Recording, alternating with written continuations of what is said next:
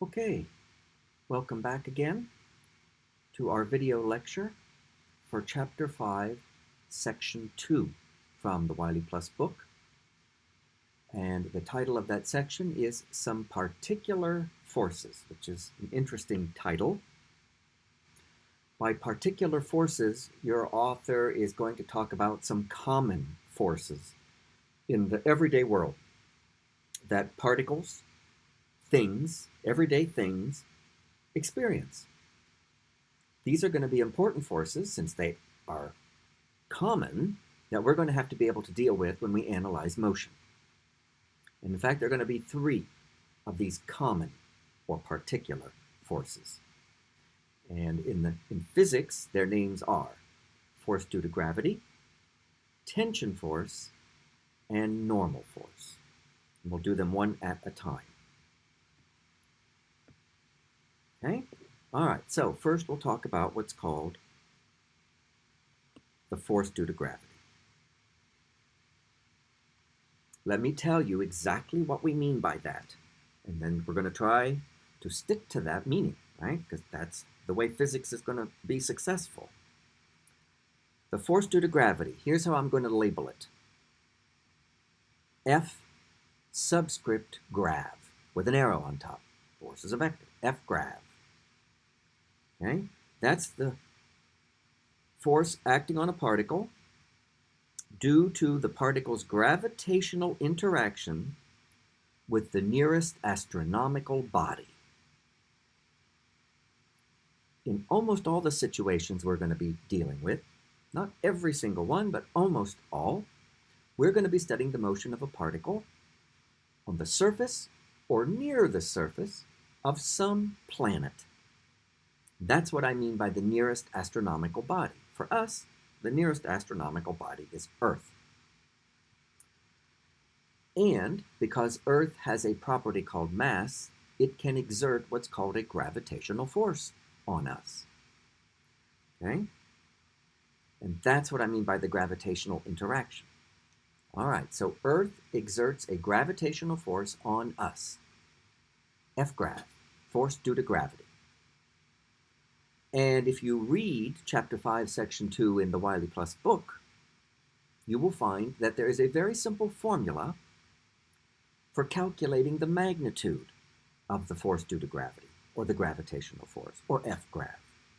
And that formula is listed right here. Notice it's for the magnitude. The magnitude of the force due to gravity acting on a particle is given by the mass of the particle times our old friend little g. So let's be clear about what everything means. The m that you see in this formula is the mass of the particle whose motion we're studying. Okay? So if I were to come over here and show a particle falling near the ground, okay, then this object, this particle, has some mass m, and there will be a force due to gravity on it because of Earth's gravitational interaction. Let's draw that force as an arrow. Force is a vector. And so we draw this force vector with its tail anchored on the particle and then pointing in the direction of the force. I think we all know which way the force due to gravity from Earth's gravitational interaction would act on a particle. It would be what we would call straight down, or in the spherical Earth approximation, towards Earth's center. And we would label that F grav with an arrow on top. Okay? Vertically downward towards Earth's center, and the magnitude of that force is given by this wonderful, simple little formula right here. The magnitude of F grav is simple to calculate. Take the mass of the particle times our old friend little g. Now I want to say a word about little g. Okay? In the physics we've studied or considered so far, little g has only appeared in two cases. Chapter 2 in what we called free fall, where we had a particle that was dropped and just let fall vertically, or was thrown vertically up, went up, slowing, stopped for a minute at a high point, an instant, and then fell vertically back down, chapter 2, free fall. Or it showed up in chapter 4, projectile motion, where the y motion had acceleration negative g, assuming plus y-axis up. Okay, so little g showed up in kinematics basically when you had free fall or projectile motion. An object is moving. That's not going to be the case anymore, that you're going to be limited to just the situation where an object's moving. Okay? There's a force due to gravity on something, even if it's sitting at rest on the ground. Yes, it doesn't have to be in free fall for a force due to gravity from Earth to act on a particle. All you have to do is be near Earth. Whether you're in the air or on the ground, there's a force due to gravity from Earth. And little g is now appearing in the formula for the magnitude of that force due to gravity. So little g is no longer confined to situations like free fall. In fact, I'm going to change the name of little g. I was calling it the acceleration due to gravity, because it was always the magnitude of a particle's acceleration in free fall or projectile motion. But now what I'm going to call little g is the gravitational field strength. Wow, that's a little more impressive. The gravitational field strength of the astronomical body we're on, in our case, Earth. Okay? And so on Earth, on average, the gravitational field strength is 9.8. And I'm even going to change the units. Let me talk about that for a minute. In chapters 2 and 4, we said little g was 9.8 meters per second squared, because we were thinking of it as the magnitude of an acceleration. Perfectly legitimate. But that's not what it is now when you talk about F-grav. It's not the magnitude, necessarily, of acceleration. It's just a measure of the gravitational field strength of Earth tugging down on the thing. And in fact, gravitational field strength is gravitational force per unit mass. Force per unit mass. So now the way we're going to list the unit of g and call it gravitational field strength is, it's 9.8, it's its value, its unit is Newton per kilogram. Okay? So the value we use for g in the formula for magnitude of F-grav, m times g, we're going to use 9.8 Newton per kilogram. Now, let me mention something about that unit of Newton per kilogram. It's not inconsistent with the unit meter per second squared that we were using in chapters 2 and 4. Let me show you how I know that. Let's think about Newton's second law for, let's say, y motion. I'll remind you, that would look like this. A sub y equals F net y over m. And let's just think about units of these quantities. The unit of F net y, it's a force, must be Newton. So I'll write the symbol for the unit Newton. And m, of course, has SI unit of kilograms. So I'm just writing the unit kilogram. But a is an acceleration, so has SI unit of meter per second squared. So if I just think of units, what this is telling me is that the unit of meter per second squared is equivalent to the unit Newton divided by the unit kilogram, or force per mass in terms of units. Well, I'm just choosing to write the unit of g now as Newton per kilogram, but that's equivalent to meter per second squared. That's my point. Newton per kilogram, that combination of units is equivalent to the units meter per second squared. That has to be true from Newton's second law. Okay, so now we're going to call little g gravitational field strength, and we're going to use the value 9.8 Newton per kilogram. You will find in your book that the text uses the word weight to describe the magnitude of this force. The magnitude of the force due to gravity on a particle is its weight, W-E-I-G-H-T. And we'll use that from time to time, but please note what we mean. When we say weight of a particle, we mean the magnitude of the force due to gravity acting on it. All right, let me start to clear away some of this writing. And now let's move on down to the next comment. And I've already said this, but I want to emphasize it again.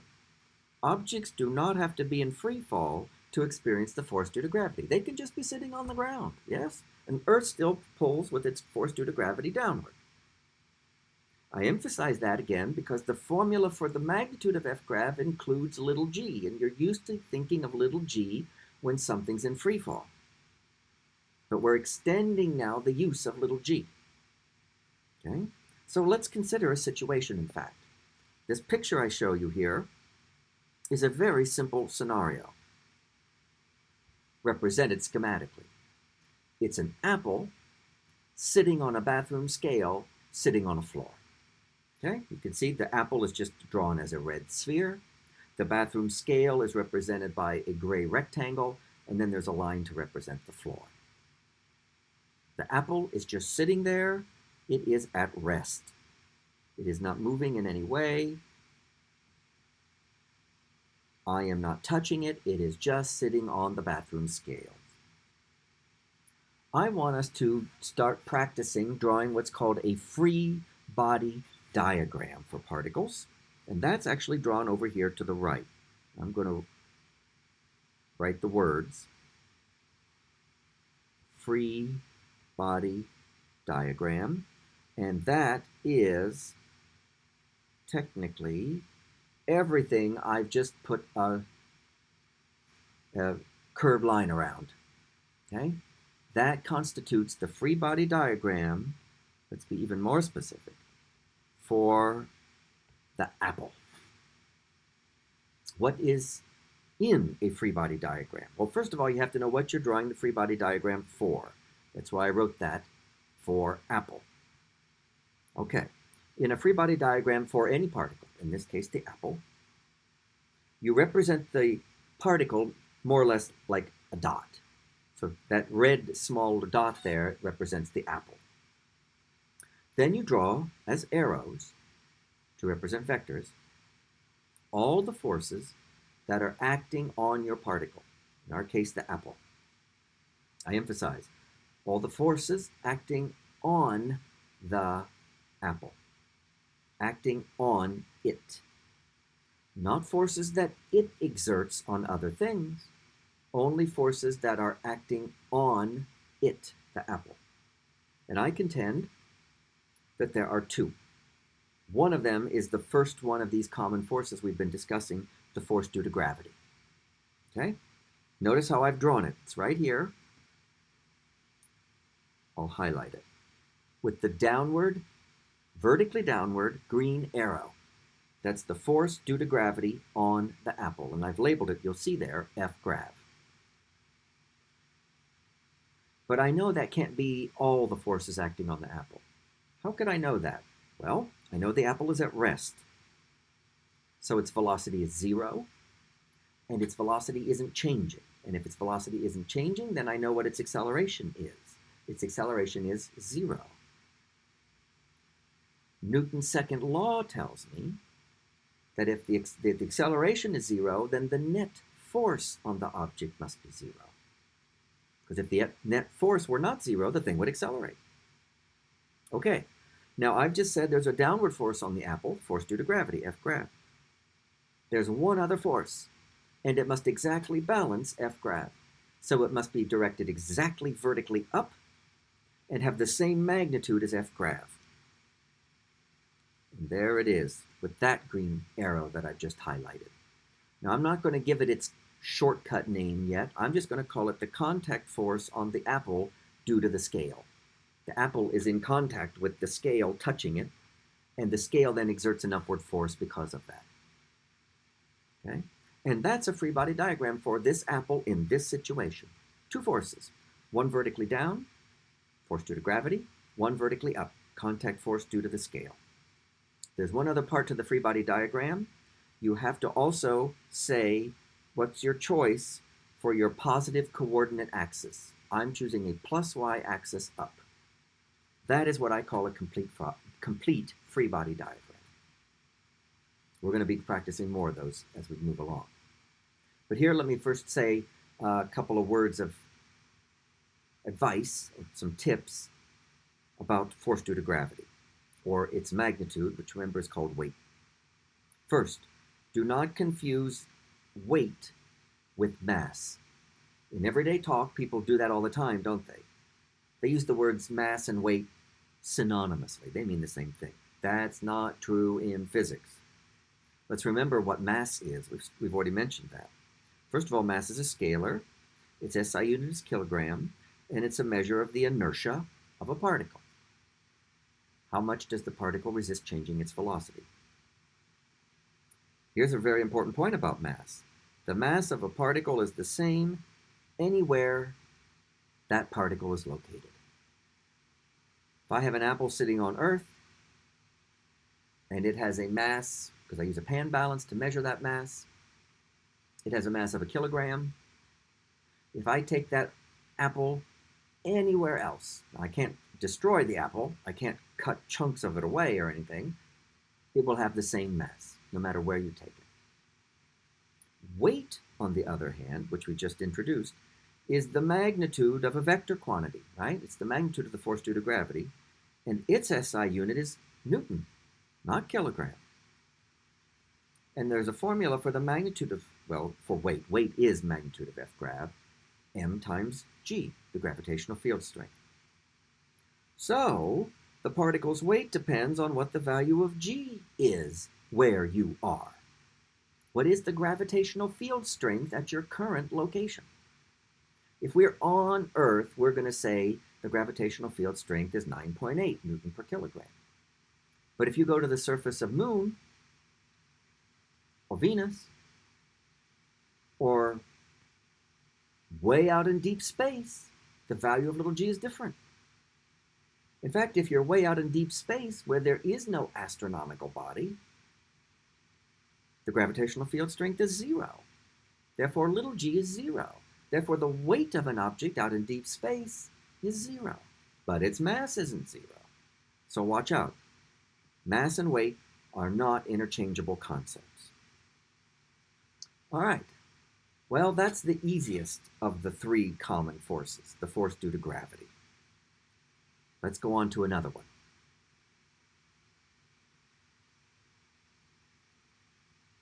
Okay? It is called the tension force. Let me try to be very clear what we mean by this, and let me also give you words of warning not to, in your own mind, change this interpretation. All right? Or start using some different meaning for tension, because it's not what physicists mean. All right. The tension force is the force a taut rope exerts on any object to which it is attached. Taut means, the word is T-A-U-T. It means there's no slack, we say in English. There's no slack in the rope. It's taut. Okay? So if you have a taut rope and you connect that rope at its ends to things, objects, that taut rope is going to exert a force on the things that are attached to it. And the force that a taut rope exerts on the things to which it is attached is called a tension force. By the way, I say rope, but physics books will also use the word string. When they also mean rope and string, they mean the same thing, right? Cord, they'll use that too. Rope, cord, or string will be common words they'll use synonymously. Let's have a physical situation to talk about tension. This simple picture shows three things. A rope that is connected at one end, tied at one end to a ceiling in a room, and tied at the other end to an object that's just going to hang from it. That object here is kind of drawn in the shape of a starburst, and let's say it just represents a piñata, like you would have at, say, a birthday party. Okay? So you've taken a rope and you've tied one end of the rope to a piñata and the other end of the rope to the ceiling in a room so that the piñata just hangs at rest on the bottom of the rope. Okay? Let's call the bottom of the rope point B and the top of the rope, which is connected to the ceiling, point T.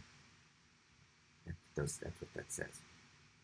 That rope is taut. It's also said to be under tension. It's not slack. And therefore it exerts a tension force on the things to which it is attached. In this case, the piñata at the bottom end and the ceiling at the top end. But what I'm going to do next is I'm going to talk about a free body diagram for the piñata.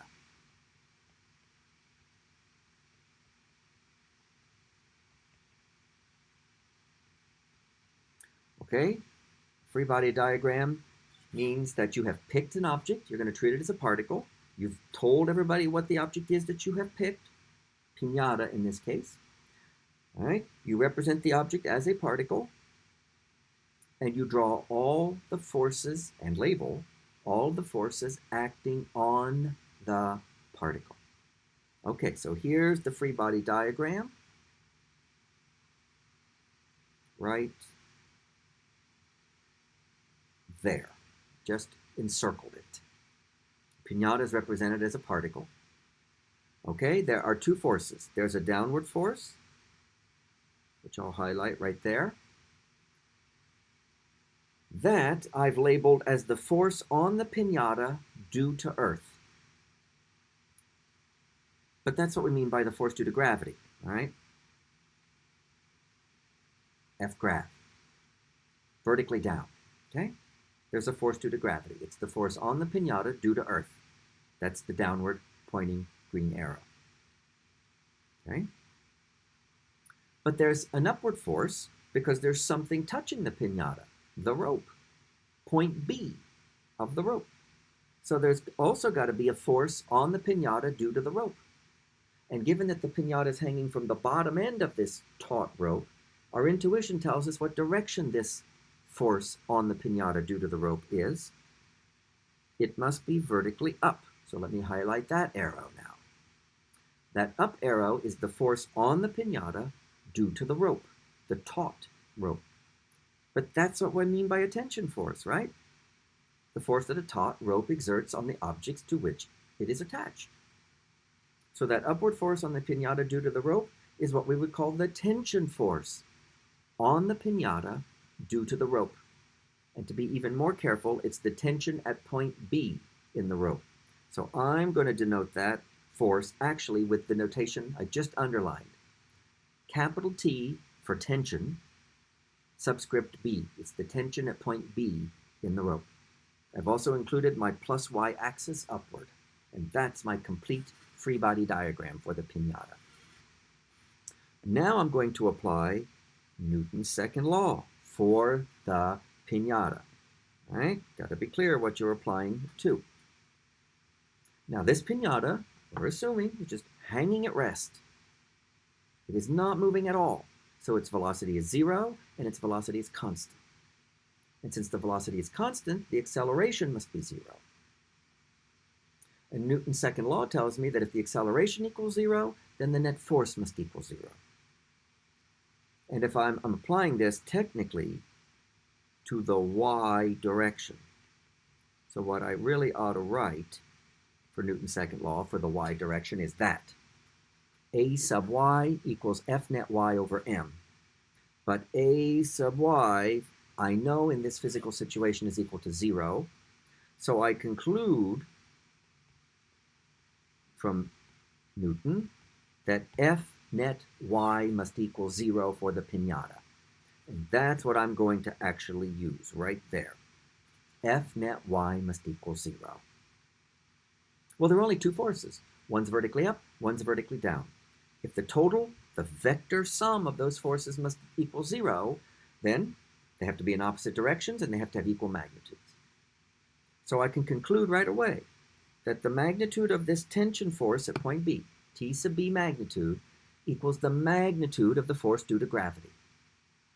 But there's a simple formula for the magnitude of the force due to gravity. It's the mass of the object times little g. So that means the mass of the piñata times little g. And I've used the symbol m sub p for the mass of the piñata. So my point is, what am I saying? I'm saying I have learned something about the magnitude of the tension force at the bottom of the rope. It's equal to the mass of the piñata times little g, gravitational field strength. And how did I get it? By applying Newton's second law. So now let me emphasize a very important point about this force, the tension force. There is no simple mathematical formula for calculating the tension force. There's no canned formula that you can just go to calculate the tension force, like you can do for the magnitude of F grav. There's a canned formula for the magnitude of F grav. Mass times little g. You can use it any time. You need to know the magnitude of F grav.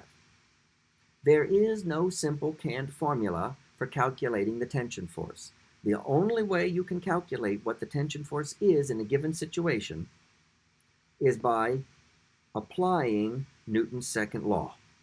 That's what I did right over here to find the tension force in the bottom of the piñata. I had to apply Newton's second law. All right, here I'm going to have you try something. I'm going to have you pause the video and try this for yourself. Now what I want you to do is draw a free body diagram for the rope. Not for the piñata, we just did that. Draw the free body diagram for the rope. Then we're going to apply Newton's second law to it, assuming the rope has a mass m sub r for rope. But for now, I just want you to pause the video and take your stab at it for yourself. We're going to have to do a lot of practice before we get good at drawing free body diagrams. So let's start. I want you to draw the free body diagram for the rope. Go ahead and pause the video. Okay, welcome back. I really hope you tried this, because this is the only way you'll be able to learn how to do this, is by practicing. I'm now going to draw my version of the free body diagram for the rope. Let me get myself some space. Okay, that should be enough room for now. All right, first, represent the object as a particle. I know you think of the rope as an extended thing, but for drawing the free body diagram, just draw a particle. There's the rope, okay? All right, now draw all the forces acting on the rope. All right, we're going to think about this carefully. Well, we said the rope has some mass, m sub r. Well, a particle with mass, here we are, and on Earth, we'll have a force due to gravity from Earth, and we know, of course, the force due to gravity is vertically down. So let me draw a downward arrow and label it. Well, I'll start with the fancy way of labeling it. F sub rope, comma, Earth. I'm being a bit fancy here for right now. That means force on rope due to Earth. It's F grav for the rope, okay? But that's not all for the forces acting on the rope, because there are two things touching the rope, yes? Things that touch tend to exert forces on other things.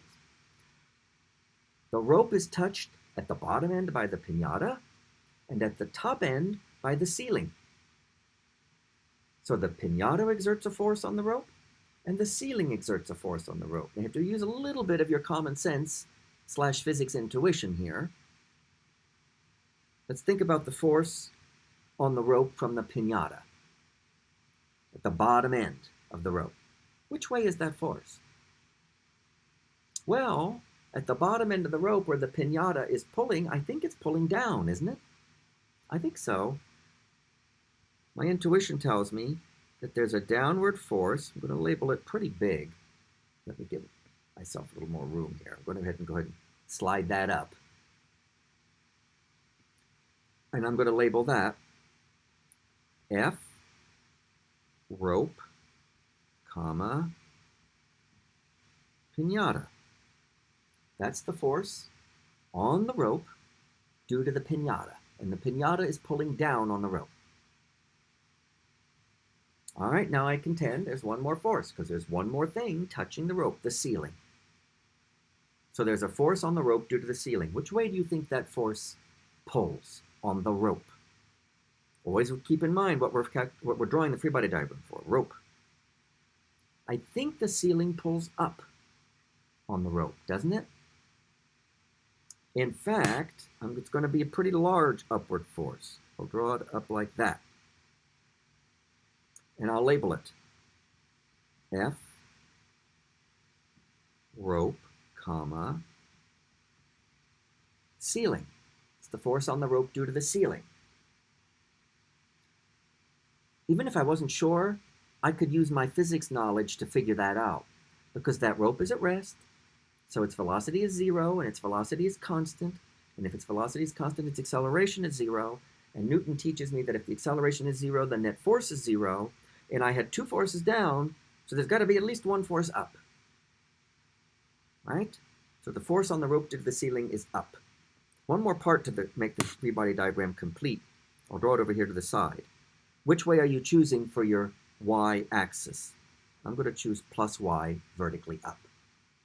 That's a complete free body diagram for the rope, okay? That's how I would want you to draw it. Now we're going to apply Newton's second law to the rope, okay? So, for y motion, a sub y equals F net y over mass of rope. I'm writing down Newton's second law for the rope. But I know a sub y is 0. The rope is not moving. So I conclude from this that F net y on the rope must equal 0. Well, in a free body diagram like this, where the forces are either vertically up or vertically down, the vector addition, the F net y, is pretty straightforward to write down. The magnitude of the one upward force must be equal to the sum of the magnitudes of the 2 downward forces. Vector addition is pretty simple when they're either vertically up or vertically down like that. So let me write that. The magnitude of the force on the rope due to the ceiling, magnitude of it, must equal the magnitude of the force on the rope due to the piñata, that's one of the downward forces, plus the magnitude of the force on the rope due to Earth. That's the other downward force. So if you have to sit and think about that for a while, that's fine. Pause the video and think about it, but it's very important that you see what I'm doing here. I used Newton's second law to conclude that the net y force must equal 0. I had a free body diagram that showed me 1 upward force and 2 downward forces, and if the net of those must be 0, then the magnitude of the 1 up force must equal the total of the magnitudes of the 2 down forces. Now I just want to interpret what these 3 magnitudes are, how to think about them. First, the one on the left.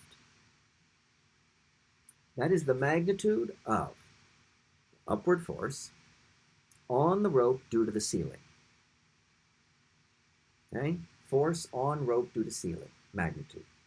We're going to learn a little bit later about one more law of motion from Newton, called his third law. And it talks about forces between 2 things. There are 2 things, A and B.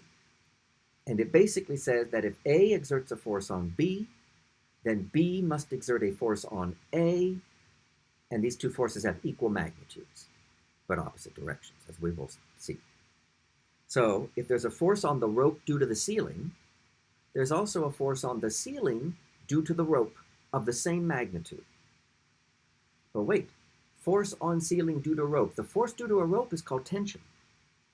So my whole point is that this magnitude of the force on the left is the magnitude of the tension force in the rope, specifically the tension force at the top of the rope, because that's where the ceiling is, right?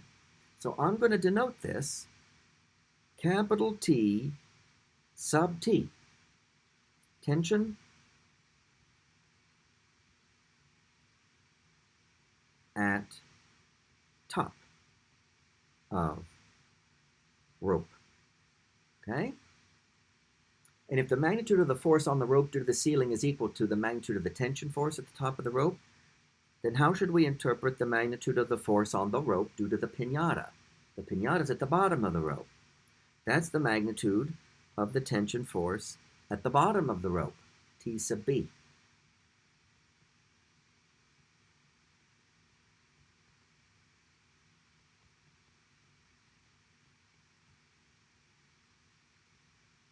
Okay? Now what's this last magnitude? Force on rope due to earth.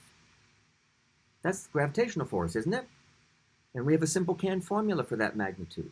It's the mass of the particle, in this case the mass of the rope, times gravitational field strength, little g. So in other words, let me go ahead and write it right down here. What has Newton's second law taught me? The tension force at the top of the rope equals the tension force at the bottom of the rope plus m sub r times g.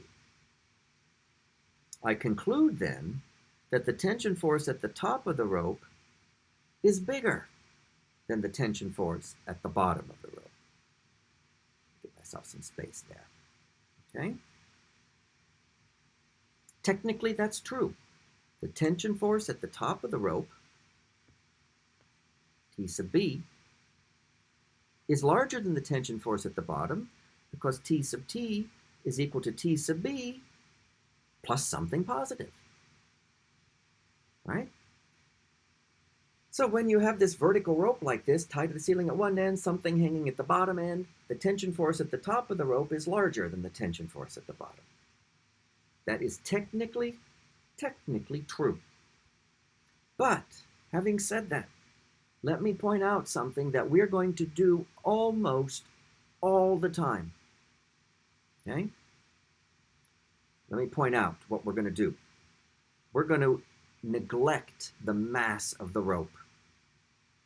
Let me explain why we can do that almost all the time. If you look back at what I had in the previous slide, I will remind you, I had a handy-dandy, simple little expression that I got from Newton's second law for the magnitude of the tension in the bottom of the rope. It was the mass of the piñata times g. Piñata. So what I see in this formula I've got right now is the tension at the top is equal to the tension at the bottom, which equals mass of piñata times g plus mass of rope times g. So on the right-hand side, I've got m piñata g plus m rope g. Here's the point. Almost all the time, the thing that's hanging at the bottom of the rope, in this case the piñata, has a lot more mass than the rope itself. In fact, we will almost always assume that's true. The thing at the bottom of the rope or string or cord has much more mass than the rope or string or cord itself. And if that's true, what I'm saying is that the mass of the piñata is bigger. In fact, it's not just bigger, it's much bigger. Let's use 2 greater than signs. The mass of the rope. Right? The mass of the piñata is a lot bigger than the mass of the rope. If that's true, then this term, mass of rope times g, is a lot smaller than mass of piñata times g. So drop the mrg, and then you conclude that to a very good approximation, the tension at the top and the tension at the bottom are equal. I call that the massless rope approximation. And so let me state it. In a massless rope, the tension force the rope exerts has the same magnitude at every point in the rope. That's what this says right here. T top equals T bottom. The tension force at the bottom of the rope and the tension force at the top of the rope are equal as long as the rope's mass is, to a good approximation, negligible, ignorable. And that's just as, how does it compare to the mass of the thing that's hanging at the bottom? Okay, all right. So that's the tension force. We'll practice with it. It can be a little bit slippery, But remember, the tension force in physics is the force that a taut rope exerts on whatever objects are attached to its ends. There is no canned formula for getting what the tension force is. You have to just apply Newton's second law to see what it will be in any given situation.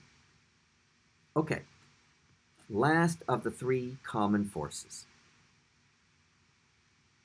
It's called the normal force in physics. Let's be very clear what we mean by that in physics. We're not using normal here in the sense of the antonym of abnormal. All right? It's not like the normal force is normal and any other force is bizarre in some way. No, it's normal. The word normal there is used in a mathematical sense. In more advanced mathematics, the word normal means perpendicular in mathematics. So we're using the word normal in the sense of perpendicular. It's a perpendicular force, perpendicular to something. To what? To a surface. Because the normal force is the reaction when an object is resting on a surface, or in contact with, maybe I should say, a surface. Okay, so let me explain. Normal force is the reaction to two surfaces being in contact. The normal force acts on each of the surfaces and is perpendicular to the surface. Perpendicular to the surface. Let me try to explain how this happens physically. What I'm showing in this photograph is I have taken a brick and I have just set it down so that it is resting on 6 little coiled springs. Here you can see 3 of them. Here's one of the 3 that you can see in the photograph, but there are 6. And I just put them on a tabletop, and then I just put the brick and had it resting on top. And the brick is just sitting there resting. Now I think you can imagine that when you put the brick on these little coiled springs, they compress a little bit. They get compressed a little bit from the brick. And when you compress a spring, we'll learn, it tends to push back on whatever is compressing it. And the brick is pushing down, compressing the springs down, so the springs react by exerting a force up on the brick. And there are 6 of those springs, so there are 6 upward forces. And the total of all those upward forces together, we call the normal force on the brick. And we would just draw it as one upward arrow, like that. And notice then it's perpendicular to the surface top here. It's labeled in this book, normal force, F subscript N, N for normal. Okay? All right, now why am I talking about these springs and so forth? Because if I took this same brick, take away those 6 springs, and just put the brick on that tabletop that's in the photograph, just rest it directly on the tabletop, then you still have an upward normal force, even without those springs there. Because what you're doing when you rest the brick on the tabletop is you're deforming the atomic bonds of all the atoms in the tabletop that are right there underneath the brick. And those deformed atomic bonds act just like springs. And when you compress those atomic bonds, they react by exerting a force upward. Okay? So any object, like a brick, or a book, or a box, all right, or whatever it might be, or an apple, that is resting on a surface will experience what we call a normal force on the object due to the surface, and it will be perpendicular to the surface, pointing away from the surface. Okay? We will use this a lot because we're going to have a lot of situations where an object's on a surface, in contact with a surface. Now, a bit of bad news. Like the situation with the tension force, there is no simple canned mathematical formula for calculating normal force.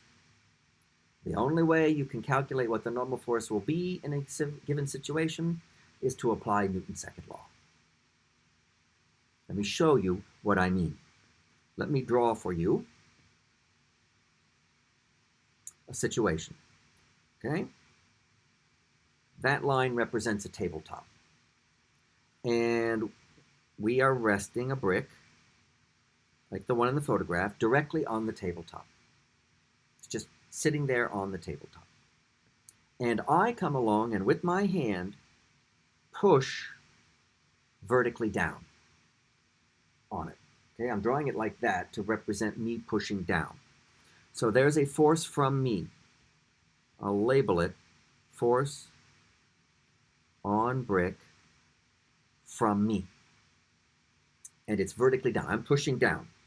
And let me just tell you, let's say that I press downward.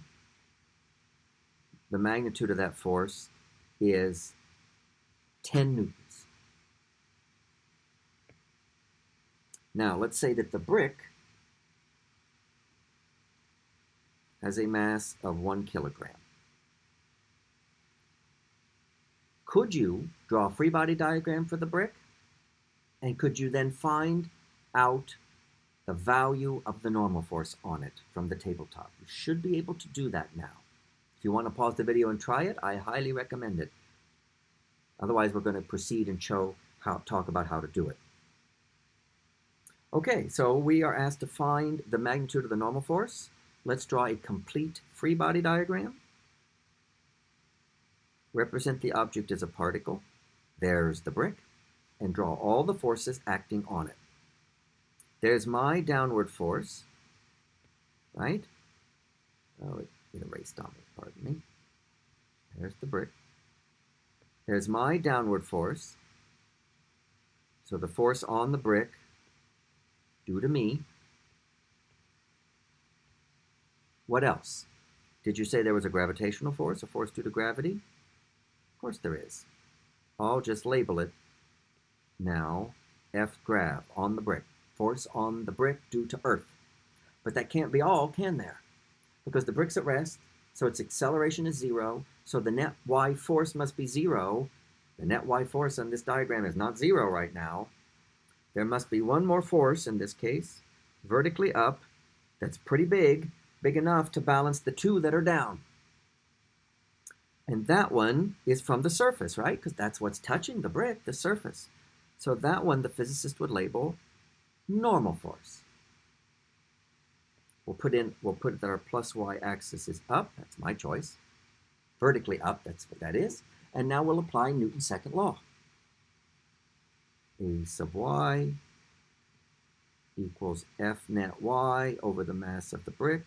But this brick is at rest, so A sub y is 0. So we conclude that F net y must equal 0. They're all vertical. One's vertically up, two's vertically down.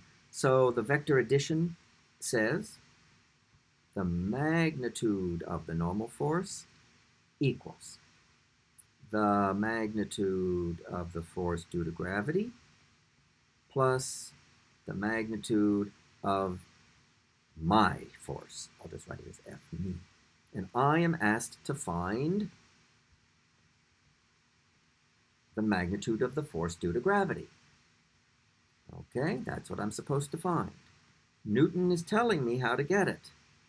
This formula. Note, by the way, the magnitude of F grav would be the mass of the brick times little g. So there's the formula right there that I'm going to use to calculate the magnitude of the normal force on this brick. So the mass of the brick is 1 kilogram. The gravitational field strength is 9.8 Newton per kilogram. Look at the units. Kilograms cancel. Plus the magnitude of the force from me, which is 10 newtons. So what is this? 9.8 newtons plus 10 newtons is 19.8 newtons up. And that's the normal force on the brick in this situation. What if I took my force away? My pushing force. All right, what if I just didn't push anymore? It's just the brick sitting on the surface. What would be the magnitude of the normal force then? Well, did you argue that, well, all you got to do is go into your free body diagram, take out the force from you, take it out of Newton's second law, that's this one, take it away, you're left with mg, so it would be 9.8 newtons. The normal force has changed because I changed my applied force. You just have to apply Newton's second law to see what the normal force is in any given situation. Okay, so those are three common, very important forces in everyday situations. Force due to gravity, tension force, normal force. We'll be using those as we practice with this chapter. That's all for this video.